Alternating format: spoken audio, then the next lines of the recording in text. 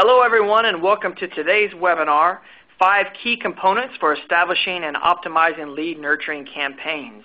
Now today we'll be covering how to improve your qualified lead generation and ROI with lead nurturing. Special thanks to Marketo for sponsoring the webinar and for giving us some insights into how they can help marketers from the earliest stages of demand generation and lead management to deal close, which we'll be discussing later on in the presentation. My name is Justin Brightigan. I'm your humble host, and I'm with Marketing Sherpa, and we are broadcasting today live from MECLab Studio here in Jacksonville, Florida. Now, I've got with me my sidekick, John Hosier. Say hello, John. Good afternoon, everyone. He'll be monitoring some of our questions and helping with the polling for us today. Now, we have 60 minutes and tons of content to cover, so let's go ahead and get started. First, let me introduce our first speaker.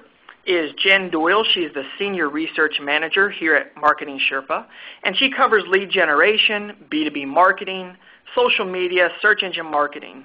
And Jen is also a 6-time lead author of our various publications, and that includes our 2011 and 2012 editions of the B2B Marketing Benchmark Report. She also is part of teaching the B2B Advanced Practices course that we have, along with the handbook that goes along with that course. And also, we have a new upcoming 2012 Lead Generation Benchmark Report. Jen, it's great to have you here with us today. Thanks, Justin. Glad to be here. All right, and Casey Bauer is a Senior Research Analyst with Marketing Sherpa. She focuses on search marketing, and she's the lead author of the 2012 Search Marketing Benchmark Report, and that's both the SEO and PPC editions. She is also a co-trainer with Jen a lot of the times for the B2B Advanced Practices Workshop, now where she speaks on topics of mastering the essential of lead generation and lifting results. Casey, we're glad to have you with us as well. Thank you. As always, I enjoy these. Yeah, it's great to have you both here. Now, we're going to give a lot of insights today, and we want to encourage you to join the conversation on Twitter. And we do that by using the hashtag SherpaWebinar. And we also have a question box that you can use. It's in the left-hand corner. John will be monitoring that along with myself, and we'll do that during the presentation. Now, we've already started. We haven't even been in the webinar 3 minutes. We're already getting questions about when the presentation is going to be available. Well, I can tell you, we're going to send it to you as soon as we can, which will be tomorrow in a follow-up email. So don't worry. We'll have all these slides for you along with the audio. Now, let's get started telling you a little bit about Marketing Sherpa. Our goal here is to provide you with the most up-to-date research possible, and that includes the best practice tactics that we have, so you can really improve your marketing performance. So the question is, how do we do this? Well, we survey thousands of marketers to really help us find what works and what doesn't, and that helps us to yield those targeted benchmark reports and guides and handbooks that you guys are so familiar with. Now, from those thousands of surveys, we take that knowledge and we use that to really teach marketers really how to apply those best practices that are in those handbooks and guides on seminars like this as a webinar. We have certification training. We also have summits like our upcoming Optimization Summit, which teaches you how to optimize your website, discovering what works. So let's go ahead and get started with our agenda today. We're going to be covering some of the key findings from the research from more than 1,700 B2B marketers. So you're getting the most up-to-date information. We're going to use that by going over a case study in which a B2B company increased sales conversion by 190%. I know we're all eager to see what that case study is about. We're going to finally talk about the 5 key components that you can use to increase the ROI of your lead gen efforts through your nurturing. So with that, I'm going to turn it over to Jen to help us get started. Thanks, Jen. Thanks so much, Justin, for that great intro, and thank you to all of our attendees today for joining us. As Justin said, we have a ton of great content to share with you today, and I'm really excited to be here to share some of these results with you. So like Justin mentioned, we did conduct a lead generation study focused on B2B. We actually had 1,745 organizations participating in this study. And I'm going to go over some of the key findings that we uncovered here for you in the next couple of slides. So what we're looking at here, we see this line chart, and we see this line going up and up and up over 2009 to 2010 to 2011. these are representing the average indications of challenges that B2B marketers are saying are becoming more and more challenging for them over the years. So it's becoming more and more difficult for us to generate high-quality leads, generate a volume of leads. That quality, of course, was the #1 challenge. So it's easy enough for us as marketers. We all know if the demand is for more leads for our sales team, we can just say, okay, we'll up our budgets and we'll send you more leads. But how is that affecting quality? Our sales teams don't need inquiries. They really need opportunities. They need leads that are going to want to move through the sales funnel with them. So that lead quality is really the top challenge that we're looking at here. It's becoming more and more difficult year over year. Some other top challenges that we saw were lead volume coming in behind quality. Again, quality is more important. Conveying our value propositions, competing in multi-channel lead generation, and also generating PR buzz. But our bottom line here in this key finding is really that year over year it's becoming more and more difficult for us. Our average indications of challenges continue to grow as time goes on. So let's take a look at another key finding that we have here from our study. So what we're looking at here are the indications of effectiveness of a number of different marketing channels that we use. We have our online tactics, our offline tactics, our website optimization, our SEO, our trade shows, our direct mail. And what we're looking at here, these lighter colored bars are showing the responses in 2010 in terms of perceived effectiveness. And then 2011 are those darker colored bars. And as you look, what I want you to see is how all of the perceptions of effectiveness of all of these tactics continue to decline. Some tactics had really severe declines. Every single tactic had a decline as well, though. And year over year, this is just showing how more difficult it is becoming for us as marketers. Our challenges in improving lead quality are increasing, and it's becoming more and more difficult for us to get the same results out of the tactics that used to be tried and true and really dependable to deliver results for us. It's becoming more difficult for us to get these results out of these tried and true tactics. So what's really at the root of all of these challenges? Well, we have a number of factors going on here. Of course, we had an economic crisis. These are external factors outside of our control. So this economic crisis, it's really created a more skeptical buyer, a buyer that is more reluctant to part with their budget dollars, a buyer that wants to engage and wants to educate themselves on the buying process and their purchasing solution more. So that's one piece. Another external factor is that our buyers have more and more access to information online about our organizations. They have search engines. They have social media sites. They can hear from our happy customers on social media sites. They can hear from our unhappy customers on social media sites as well.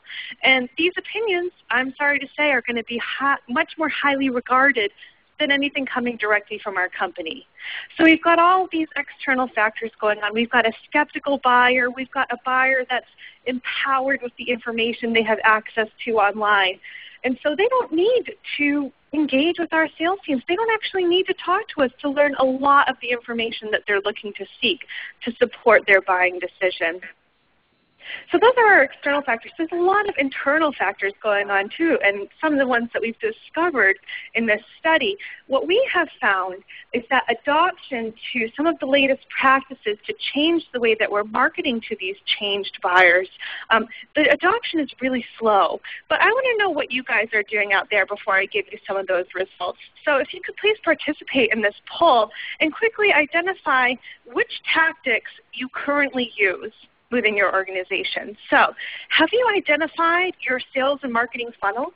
What I'm looking at here is, have you mapped out the buying process from lead generation to sales conversion? What different stages do your leads go through in that buying process? Do you know what that is? Have you mapped it out? So check that one off.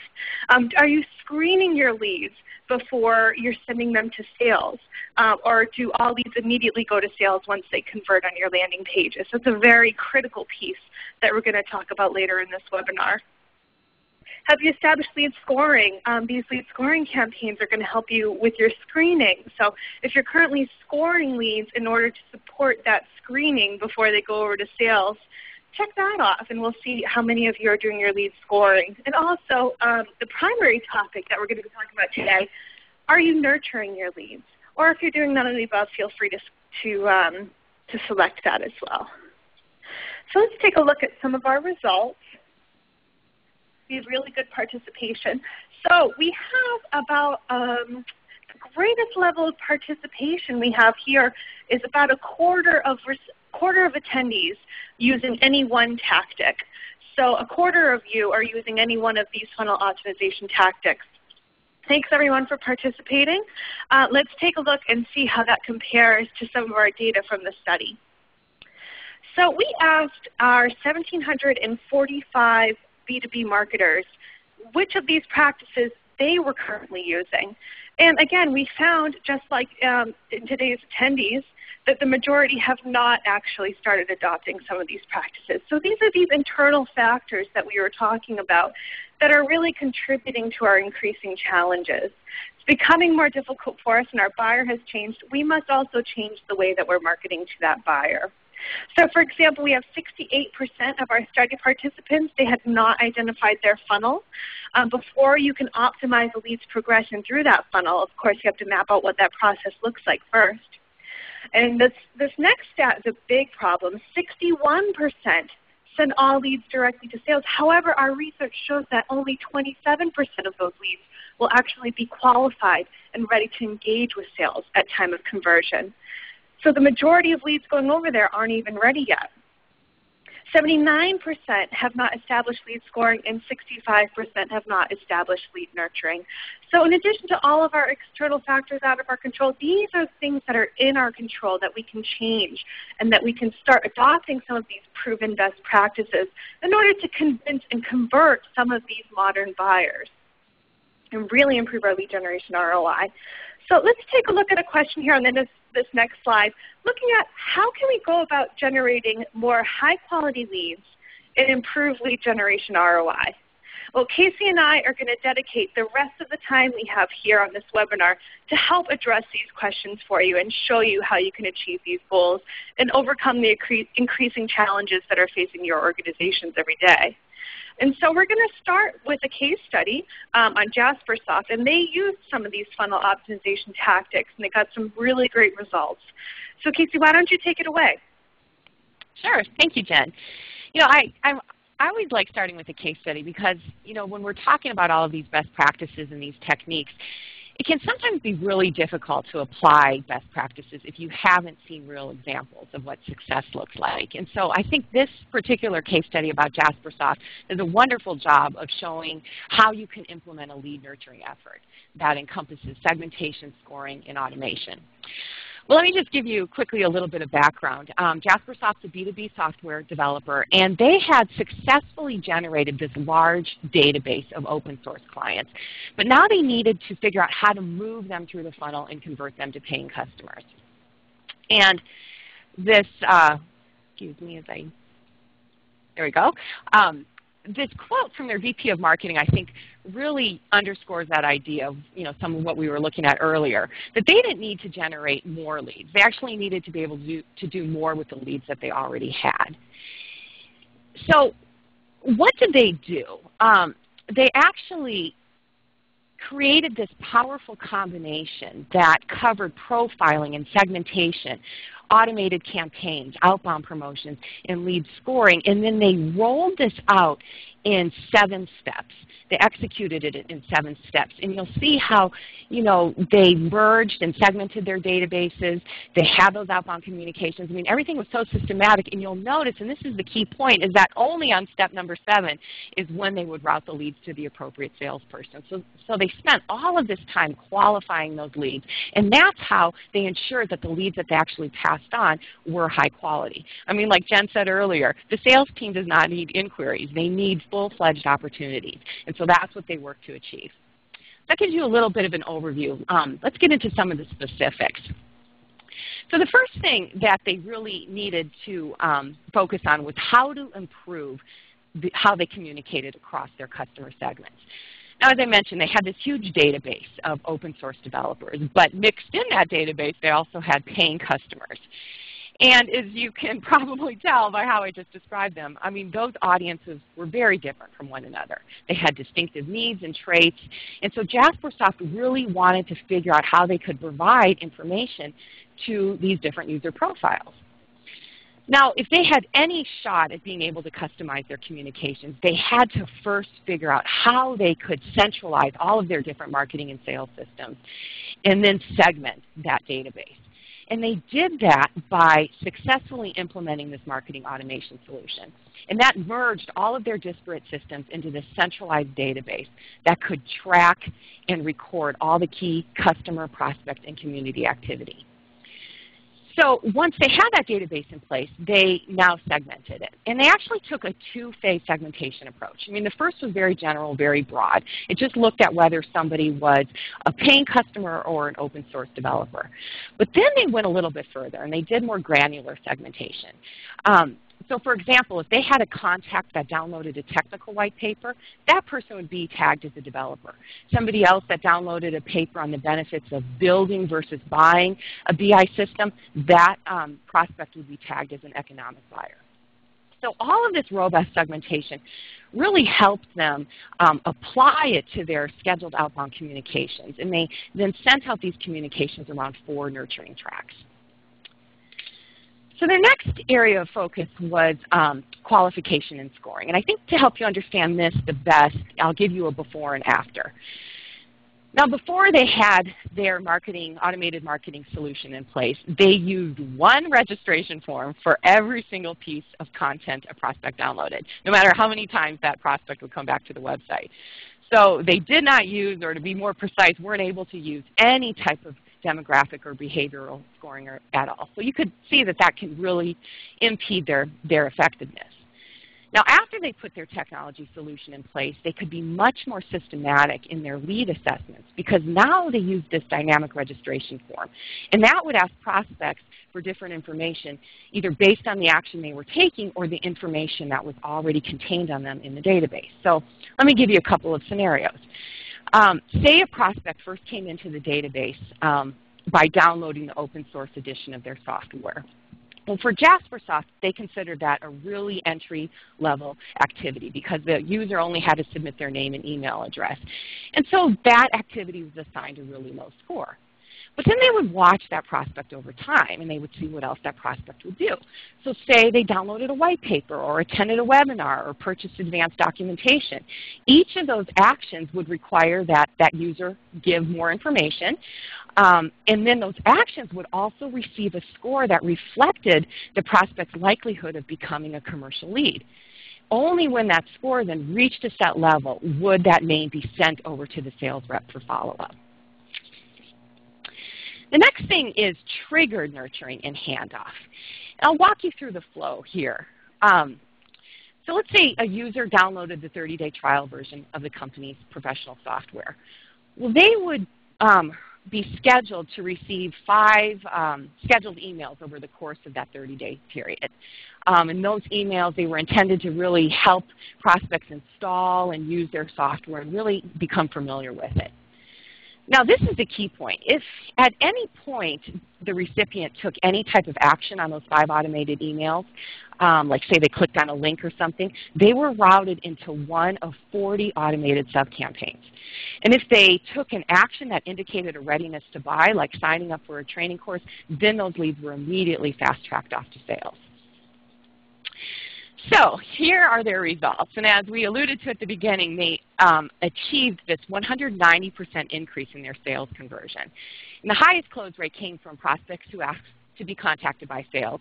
But the second highest close rate came from those that entered this automated drip campaign. And the third highest close rate from those that purchased something from the e-commerce store. So I think, you know, as we were talking about earlier, you know, they approached their funnel in this new way by implementing this lead nurturing effort that covered segmentation and scoring and automation. And that's how they managed their funnel in this new way, because they could manage prospects so far into the funnel. And that's what was such a game changer for them, because it made it possible for them to monitor all activities and then and only then deliver the best leads to their sales reps. So we're going to now talk a little bit more about lead nurturing and how you can approach your funnel in a new way using some of these tactics. And with that, I'm going to turn it back over to Jen. Great. Thanks, Casey. Thanks for sharing that case study with us. Really, really great results out of using some of these funnel optimization tactics. So I love seeing that case study and results like that.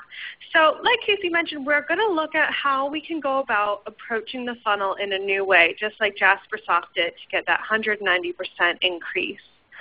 So first, let's take a look at the old way. Now, this was a funnel that probably worked pretty well maybe 5 years ago, maybe 7 years ago, and many organizations still use this funnel. And the problem is it's not as effective anymore because of the external factors that have changed and the internal factors that are making our jobs more challenging. So we're going to show you a better way. But let's first look at B2B Funnel 1.0. So the leads come into your system. They come in through your online lead generation tactics, your offline tactics. They all come in. They enter your lead form. They call in. However way they come into your system, they enter it. Then they go directly to the sales team. Every single lead gets passed over to sales, goes through sales management, gets sent out to the appropriate salesperson, and they work their magic and move those leads through the funnel. However, what they're going to do when they get those leads is they're going to cherry pick the best leads. They're going to call them first. And this is so frustrating to us as marketers because we've worked so hard optimizing all of our lead generation tactics, and we've really sweat over every single lead that has been generated. But sales is just cherry picking them. They don't always call all of the leads. And so that's very frustrating for us. So what we're suggesting in the next funnel is don't send them all to sales because they're not all going to get called anyway. Going forward, and you know what? This is frustrating to us as marketers, but we can learn from what sales is doing here. They're prioritizing their time. They're optimizing their own time to move their sales pipeline performance down the needle. And so we can learn from this and take a look at how we can nurture our leads to give them those leads that they would cherry pick over time. But then moving on with this final stage in the B2B Funnel 1.0, after they cherry pick the best leads, sales is going to spend a significant amount of time simply checking in with the rest of the leads that maybe weren't the highest quality, maybe they weren't their first phone calls. And they'll check in with them once a month, once every couple months to see if they're ready to buy yet. Now, these conversations, they're not really adding any value. They're really just calling the leads. Are you ready to move forward? Are you ready to buy? No? Okay, I'll call you again in 30 days, essentially. So there are a lot of problems with this B2B Funnel 1.0. So let's take a look at how we can approach this funnel in a new way, looking at B2B Funnel 2.0.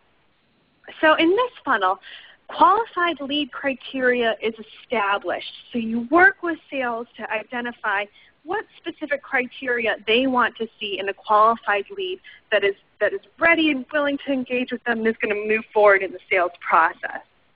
So at that point, the lead enters the system, and they're scored based on that criteria you've identified with sales, okay? So for those leads that make the grade and they're ready to go to sales, they get sent over. And the rest of them, we're going to nurture those leads over time until they are qualified. And we're going to move them through the funnel in a less sales format, in a less salesy type of way, by giving them the content that they want and need when they want and need it. So the way this is going to help you improve lead quality is it's going to essentially generate two lead generation streams going over to your sales team. You have your tactics, your search engine optimization, your direct mail. Any leads coming in through your lead generation tactics that are immediately qualified, those great leads are going to go over to sales. And then what's going to happen is your lead nurturing tracks and your lead nurturing database is going to be continually churning out qualified leads over time. So you're essentially going to have two sources of qualified leads to send over to your sales team. And what's the key differentiating factor here between these two funnels? Really, it's this process of screening and nurturing leads. Not all leads are immediately ready to go to sales. They can access all of the information that they want to learn about us online. And so they don't need to talk to a salesperson. They don't want to get into a high-pressure situation. They're preferring to educate themselves independently by accessing this information that they readily have. Okay, so let's take a look at some of the great results we uncovered in this study. We segmented lead generation ROI results by a number of different tactics. And so this first one that we're going to look at is looking at average lead generation ROI by respondents' use of lead nurturing. Okay, so the red colored bar represents those respondents who do have nurturing campaigns in place. And those respondents saw a 35% lift in lead generation ROI just from using lead nurturing strategies. And again, this is delivering relevant content to those leads that maybe necessarily weren't ready to go to sales yet and moving them through the funnel. So we're getting a 35% lift there. Let's take a look at the next result we have. So we also segmented respondents out by something we call funnel optimization maturity. And we asked our respondents a series of questions to determine how mature they were with their funnel optimization strategies.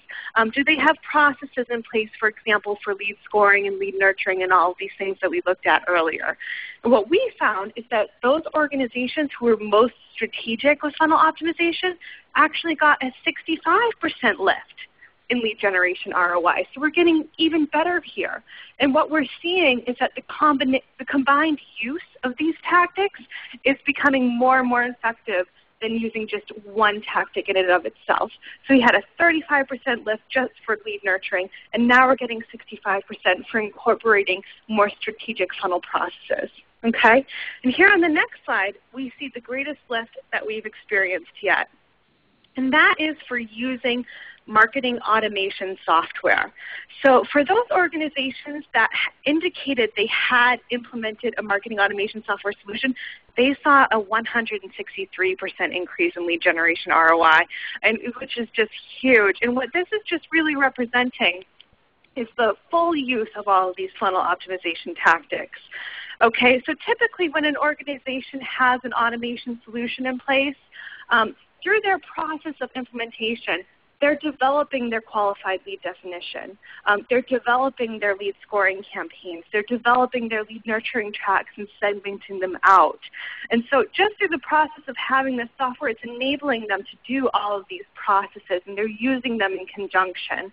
And so this is really showing that for some of these tactics, the whole is really greater than the sum of all of its parts. We're getting 163% lift on average in lead generation ROI here for combining all of these funnel optimization tactics. Again, going back to addressing our top challenge and evolving the way that we're marketing to this changed buyer that we have. So we have, well, on our landing page, we had a section for all of you to enter your questions for us. We got a great question from Sarah. John, do you want to help us out with this one? Sure. Yeah, she's asking, we're just beginning that drip campaign that Casey was talking about for lead nurturing.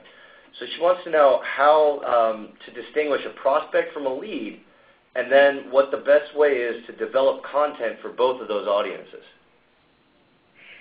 Thank you, Sarah, and thank you, John, for helping us with that. Thank you for submitting that question. It's a really great question. I can tell that you're probably one of the more mature funnel optimization marketers out there. I think this is a great question. You're really honing in on some specific important issues. Again, distinguishing between a prospect from a lead.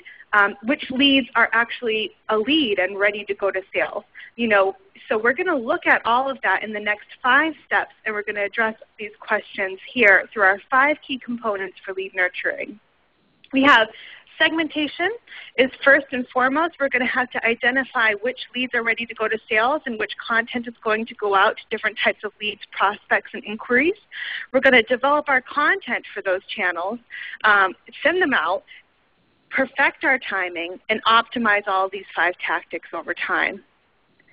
So let's take a look first at our segmentation. So this is where we're really going to identify the different types of traits for our buyers and identify which ones, which types of content we're going to send to the leads that are ready for sales and which types of content we're going to send to those inquiries or prospects that are going to move them through the funnel and get them ready for sales. So what segmentation is going to do, it's going to help you deliver highly relevant content to both of these groups that's going to help them convert and progress through the funnel. So there are 2 things that you really want to look at here. There's your buyer personas, which are going to identify the interests and the different traits of your buyers. But you're always going to have various buyer personas at various stages of the buying cycle. For example, like Sarah was interested about which ones are not ready for sales, which ones are just prospects, and which ones are leads, which ones are a little bit later in the buying cycle. So you have to balance these two types of considerations in your segmentation strategy. And we're going to provide you with templates and tools in which to do that going forward. All right, yeah, we did have another question that came in, and I sort of felt that this was one that was very relevant to this portion of the presentation, Jen. This one's coming from Michael. He said there are multiple ways to segment B2B buyers by vertical market, job title, size of purchase, location, etc. But which segmentation strategy consistently generates the best results? Thank you, Michael, and thank you, John, for submitting that great question. I'm going to address this here on the next slide for you. So the best way to really so there are, like Michael said, there are so many different traits you can identify for all of your leads, but the best, most effective way to segment your buyer personas is by balancing demographics and behavioral characteristics. Okay, so if you have all demographics, it's not going to be as effective as balancing those behavioral characteristics. The reason being is the demographics are going to help you target your content. It's going to help you find those prospects and generate them. But your behavior is going to help you to identify what content you're sending out to those various demographics that you have.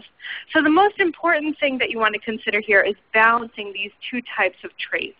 So for example, when you're looking at your demographics, this can include things like job title and responsibility. It can include the organization size and the primary market, because you can identify different pockets of your buyer personas and your target markets using these demographics. Also, you can get some insight to these buyers as well. For example, if you're looking at your job title, your CMO is going to want different content than your marketing specialist, for example.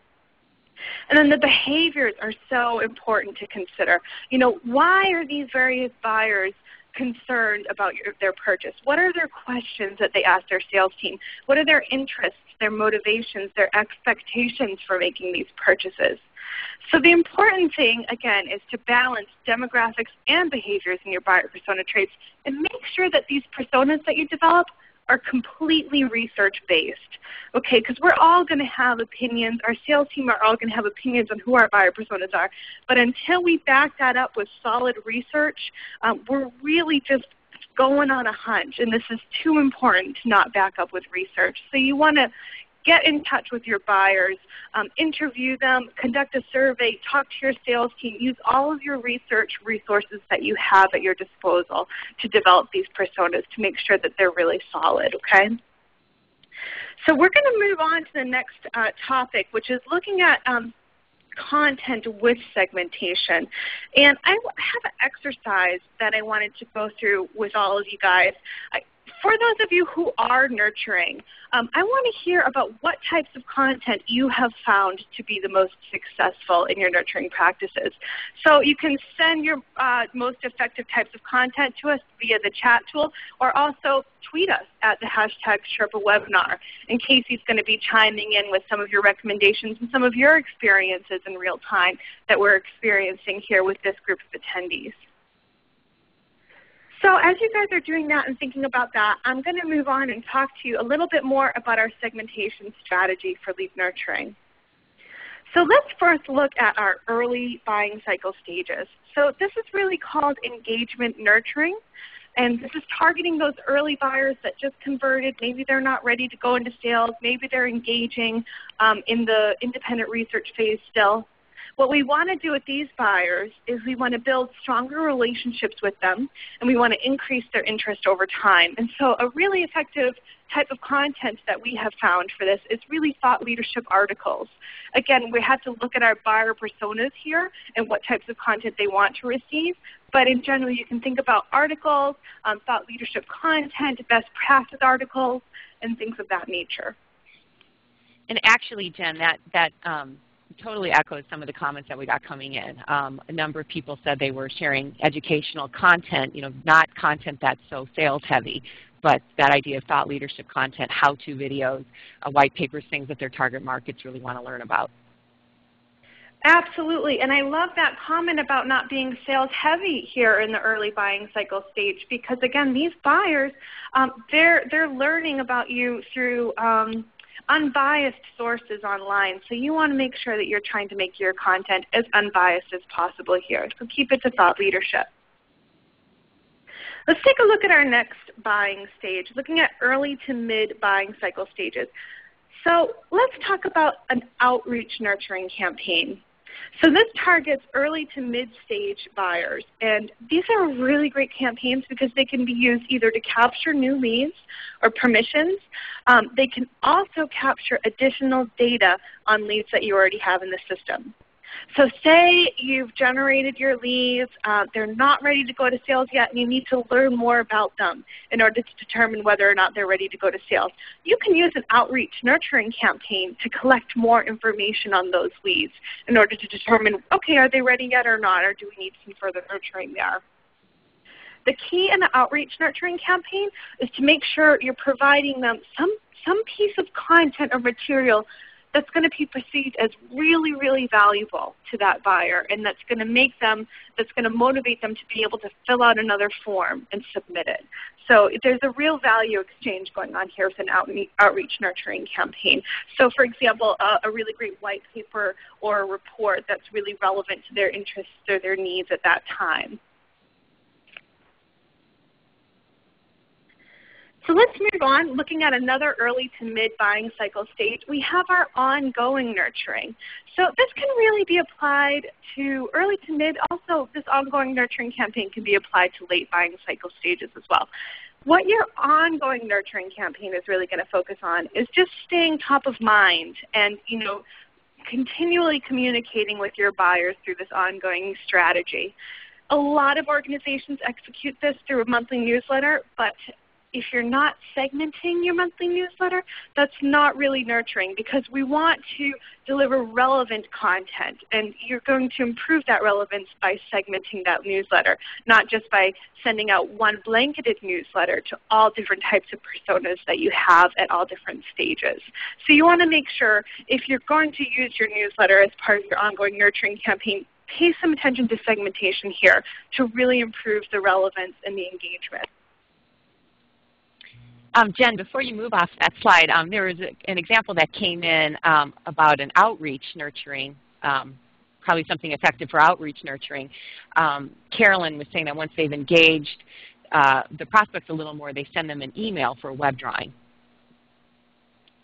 They sent in an email for a web drawing? Yes, after they've engaged, after there's already been some nurturing going on, and after the prospect's already been engaged, at that point then they send out an email for a web drawing, so kind of part of an outreach nurturing effort.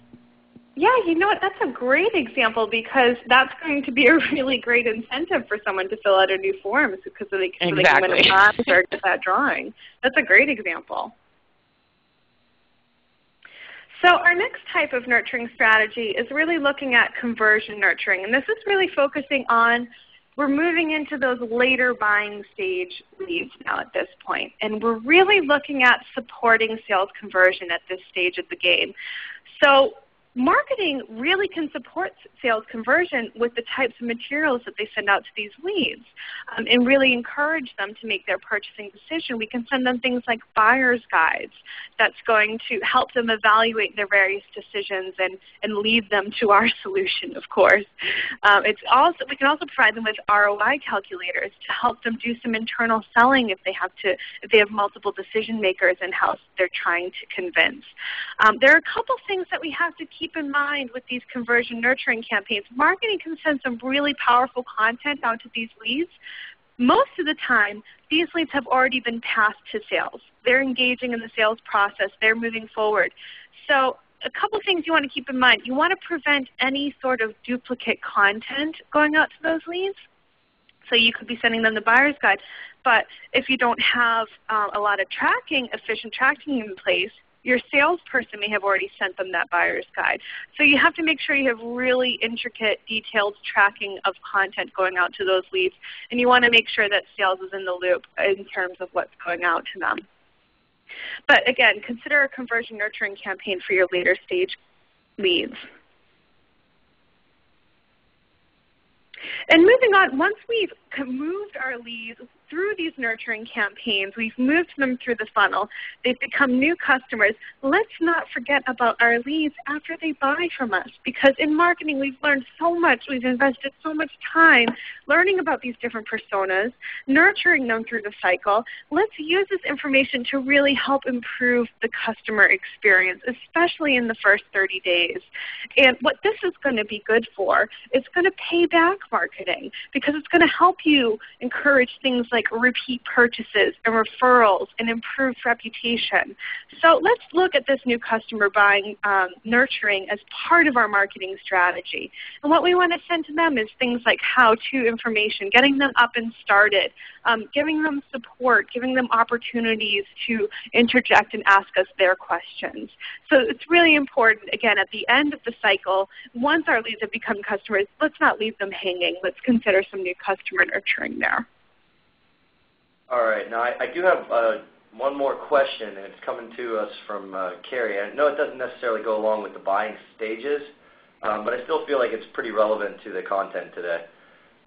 Carrie is interested in learning whether content gating really works and how and why.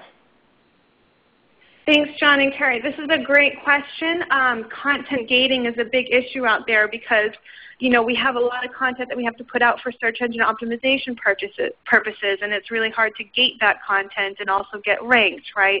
And also we want to provide content to our buyers for free to really improve that relationship. But content gating can be really highly effective as part of an outreach nurturing campaign. And what you want to do is save those types of content, those pieces that are real gems that are going to be really valuable to your audience, and save those for your content gating. That way you can use them as part of your outreach nurturing campaign to either collect new leads or collect additional information on the leads that you have. So let's go on and take a look at one of the tools we're providing to you. Again, you guys will all receive these slides, so you'll get this template. This is a sample segmentation plan. So we talked about our engagement nurturing for early stage, our outreach nurturing campaigns for early to mid, our ongoing nurturing strategies, and then looking at our late stages with our conversion nurturing, and finally our new customer nurturing. We've also considered our buyer personas, looking at those demographic and behavioral characteristics that we can balance to really identify what types of content is going to go out to those buyers. So what we have to consider is those various buyer personas and the various buying cycle stages that they have. So that's why we've set up this template in this format, so that you can think about your various engagement or conversion nurturing campaigns by buyer persona. So that's going to help you plot out your content going forward. Okay, so speaking of content, let's move on to our second key component for nurturing, really honing in on this issue of content.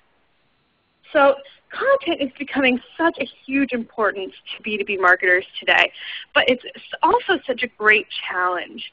Creating content is really expensive, right? It's very time consuming. We don't always have a ton of time to sit and write out all of this content. And marketers constantly have a need for more quality content going out there. So what we like to recommend to get you started is taking a look at the existing content materials and the existing content assets you've created over the years. Don't be afraid to repurpose, reformat, and reuse this content, because most of the time it's only reached a very small percentage of your target market. So it's a great practice to repurpose, reformat, reuse some of this content to attract and convert new buyers that haven't seen it yet. And that can really help you get started. One question I get all the time in our workshops is, we have all of these nurturing campaigns. If you looked at that sample segmentation plan, there's a lot of content that needs to be baked into that. It can get overwhelming, right? It can seem like, oh my gosh, there's so much content I need to generate for these nurturing campaigns. How am I ever going to get it all done? Well, it's important to do some nurturing and get some content out there. And doing even just a little bit of nurturing to get started is going to be better than doing nothing at all. And if you wait and wait and wait until you've generated all of this content and you have this perfect segmentation and content plan, it could have taken you a year or longer to put all of that content together. And all of that time, you could have had some nurturing in place that could be moving your prospects through the funnel and getting you some initial results there. So start small, end big. So start by auditing your existing library of content. Use what you can to get your initial nurturing campaign started, and then you're going to always be continually adding and building upon it over time. Let's take a look. We asked about some of the top tactics in creating engaging content in our recent study. And here we have the results showing that our top 3 tactics include multi-channel messaging, thought leadership, and segmentation. Now these are the top content tactics that are really going to improve engagement. As we talked about in those engagement nurturing campaigns, looking at thought leadership instead of sales content, again, a highly effective tactic. Multi-channel messaging, making sure that your value proposition is resonating to your various buyers through multiple channels. That's being rated as very highly effective as well. And of course, segmentation, the more you segment, the more highly relevant that content's going to be going out to those buyers. So that's going to increase engagement and improve the experience over time. So what we've done here on this next slide is we've taken our sample segmentation plan and built in some content. And so this is sort of a template that you can look at. So we have, for our engagement nurturing for our various buyer personas, we have our best practice article series segmented out. For our outreach, we have our white papers segmented out, just to give you a little more granular view of the different types of content you can pipe into this segmentation plan. And again, you guys will all get a copy of these slides so you can use these tools going forward. So once you've considered your segmentation and your content, you're ready to move on to channels. And again, we want to consider multiple channels in our campaigns. So I want to pass this over to Casey at this time so she can discuss what different types of channels you can use. Sure. Thanks, Jen. So yes, as Jen mentioned, you do want to consider many different types of channels, because although lead nurturing often begins with email, expanding the use of your other channels can bring about greater results. Let me just, one moment. Okay, there's the slide. Sorry for that little bit of a delay. Now, it's sometimes hard to admit, as marketers, but when you think about it, we often rely too much on email.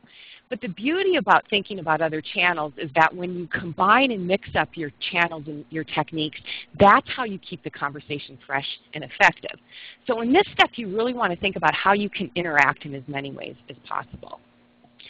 Now, when you're trying to figure out what channels might be the right ones for you to use, one of the first things you can do is consider the original lead source. I mean, did they respond to one of your emails? Like, did they click through on something? Did they fill out a web form? Maybe they answered a phone call. Any of those activities are going to give you some idea on how they like to receive information. Second, be open to testing new channels and trying these out. And as you add these in, I recommend that you really prioritize the use of them based on what you know about your segments, and that's why that first step is so important. So what you know about your segments and those that you really want to nurture. So for example, you may discover and decide that it's worth using email, direct mail, and teleprospecting for segment A, but only email for segment B. And finally, don't underestimate the power of just asking them. You can survey your audience. You can ask them in other ways, how they like to hear from you and receive information from you. I mean, it's kind of ironic in a way that, we have these programs that are intended to engage, intended to nurture customers, but yet, sometimes we avoid ever getting opinions and input that would make these marketing programs better. So the next area is going to be timing. And timing, quite simply, is all about delivering relevant content to your audience when they want it or when they need it, not before and not after. Now, no doubt about it, figuring out the right frequency to communicate and to send emails definitely can be one of your biggest challenges. I mean, if you send too many emails, you may tire out the prospect, they could become inactive, they could unsubscribe. If you send too few, they might have forgotten why they even registered to receive an email in the first place and mark you as spam. Worse, if you wait too long, you could actually leave money on the table. I mean, imagine if you waited 6 months to actually get in contact with a lead that was on your site to begin nurturing them. I mean, you've likely at that point lost out to a competitor. In fact, there's a research data point that says that 78% of sales that start with a web inquiry are won by the first company that responds. So getting that timing right is so important. And there's a couple of things that you can do to get the timing and frequency of delivery right. And one of the first things is to combine your scheduled and your triggered blasts. Our research from our 2012 email marketing benchmark report shows that email campaigns that have been categorized as welcome, triggered, and transactional, they consistently achieve higher open rates due to the timing and relevancy to the reader. The next thing is to just make an educated guess for launch and then monitor and test over time. Now, on this next chart, we've given you some research data that can actually get you started on developing the right lead nurturing frequency or cadence. And you can see that the majority of organizations are sending out emails a few times a week, followed by once a week, and then once every other week. So you could start there, or you could start with an educated guess based on your own business, meaning based on the length of your sales cycle and the type of nurturing track you're running.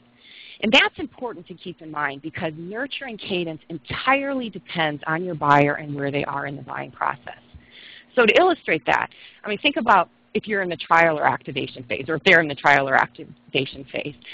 The expectation there might be, you know, to receive a new tip every day during the 2-week trial. I mean, we saw that in the Jaspersoft case. You know, in that 2-week or in that 30-day period, they received 5 emails. Now, if you're keeping in touch, the recipient may expect emails no more than once a month. If you've lost a deal and you're trying to gain them back, once a quarter might be sufficient. So, you know, you want to, you know, make that educated guess and then test it over time and really monitor the click-through and unsubscribe rates to see if you're hitting your mark. You know, a couple of weeks ago, or maybe it was longer than that, I came across this word picture or this analogy about nurturing cadence. And I thought it really kind of stuck with me. And it said that, you know, think about nurturing cadence as being similar to waves as you approach a beach. So when you're offshore, the waves are just gently moving up and down. But when you get closer to the beach, the surf picks up until you're eventually on land. So similarly, your nurturing of buyers should pick up as they get closer to purchase. So I thought that was really a helpful way to think about it. And the final step, which touches on all of these 4 points, is optimization. I mean, work never ends. And you know, when it comes to your lead nurturing campaigns and all aspects of your lead nurturing campaigns, you want to constantly test them, constantly optimize and fine-tune them. And so to guide you in that, here are a few questions you could ask yourself, you know, as you go through these different areas. When you're looking at your segments, are there additional segments that you could add? Do you need to flesh out the details of some of your existing segments? What about content? I mean, you might have made some educated guesses about the content that your audience would be interested in, and now you want to monitor that. You know, is it engaging? Is it, are they responding to it? If your conversion rates are soaring, that's a pretty good indication that the content that you're offering is in line with your lead's needs at that particular time. If not, you might need to adjust the types of content or the types of offers that you're sending at different points in the nurturing process. Next, you know, channels. How are the existing ones performing? You know, if you've been adding some in, if you've been trying some out, you know, how are they doing? Are there others that maybe you want to add or test? When you're thinking about channels, you know, and what to do, you know, definitely keep in mind that when you're choosing a channel, every point of contact should have a purpose that's beneficial to both you and the prospect. So think about what channel would accomplish that. And also, in selecting your channels, identify the pros and cons of each medium based on what you want them to do. So for example, you know, there is a big difference between just, if your goal is to just have them listen as opposed to getting them to participate. So keep that in mind also as you're selecting your channel mix. And finally, timing. what time of day, week, month, has been working the best for you? What frequency is generating the most engagement? I mean, at the end of the day, you can create the most beautifully crafted content, the most intelligent, thought-provoking content, but if you don't send it at the right time, your message becomes irrelevant. And I will turn it back over to you, Jen, just to give us some wrap-ups. Hey, thanks, Casey, for sharing that with us. Yeah, timing is everything with some of these lead nurturing campaigns. We don't want to inundate our audience with too much content that they want to receive from us, but we also need to stay top of mind. We also need to consider the stage of the buying cycle that they're in. So timing is such a critical element for all of these nurturing strategies.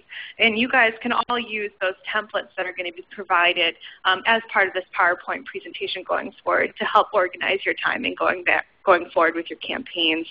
So today we really covered 5 key components for your nurturing strategy. We looked at the importance of segmentation, how this is going to improve relevance and engagement. We looked at the importance of the different types of content you can use, the different nurturing campaigns, the various channels that you can incorporate to really use that one of those top strategies for improving engagement, which was that multi-channel nurturing and messaging. We talked about perfecting our timing and the importance of overall optimization over time. Your lead nurturing campaign, it's going to be a moving target. Once you launch it, you're going to have to continually tweak and add to your campaigns and really optimize them over time to really get them to the optimal effectiveness that you really need. So thank you, everyone, for joining us today. Thank you for participating in our poll and our exercise, sending in all of your great content ideas for your nurturing campaigns. We hope to see you again next time. I'm going to hand this over to John to help wrap it up for us. Take it away, John. Hey, thanks, Jen and Casey. I know many of you right now have asked how you can improve your lead process, and so we've got 2 resources for you. Our sponsor today, Marketo, helps marketers get more leads, more revenue with less work. They accomplish this by revolutionizing how marketing and sales of all teams and sizes work together, and they do this really in 3 ways. They really help marketers acquire, nurture, and qualify more highly qualified sales leads with less effort. I know that's something we're all anxious to be engaged in. Also, they help sales understand and prioritize and really interact with the hottest leads and opportunities to close those businesses faster. And then thirdly, they enable marketers to measure, optimize, and forecast the revenue cycle. So based upon the case study and some of the results we saw today, you can see by an automated platform, it really can help your process. So visit Marketo.com. You can get more of that information.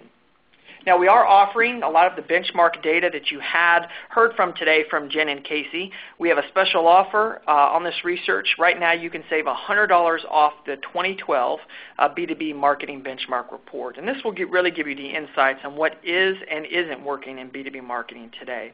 So go ahead and follow that link, and you can use the promo code 225BM 4005 that's listed below, and you can actually save $100 right now. So thank you so much to all of our speakers. Thank you for our sponsor today. This has been a lot of great content, so we hope you take this content, you take it back to the office, and you really apply it into your marketing efforts. Feel free to keep asking us more questions. We'll be happy to assist you. Again, thank you to all your attendees for being with us today. Thank you so much, and have a great day.